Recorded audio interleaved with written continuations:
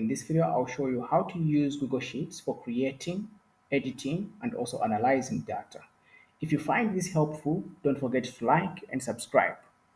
Now, whether you're a student, a business owner, or just want to stay organized, Google Sheets is powerful and also easy to learn.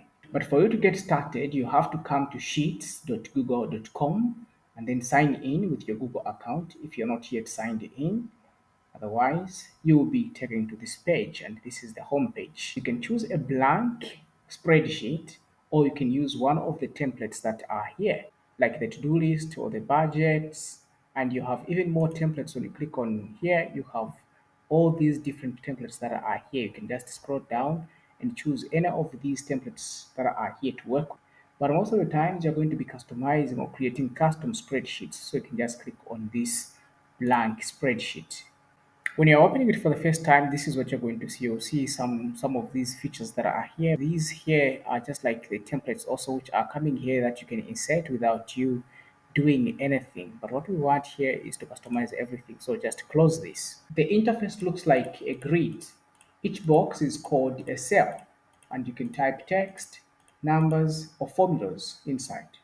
And on top here, we have the top toolbar. It lets you format cells and insert charts and apply functions just like in Excel. You can type in data, you can click on cells to highlight them, and you can even drag to select multiple. For instance, if you want to do quick calculations, you can type in a formula like equal sign, sum, A1 through A5. Or you can use the function button for things like average, count, and even more. If you want to get even deeper, you can also insert charts. You can insert charts, filler data, and even collaborate with others by clicking on the share button. And once you are done, Google Sheets saves automatically. You can access your file anytime from Google Drive. And these are the basics of using Google Sheets. If this helped you, please subscribe for more videos like this, like it, and share it with people who it might help. If you have any questions concerning Google Sheets, please drop them in the comments. I'll respond to you.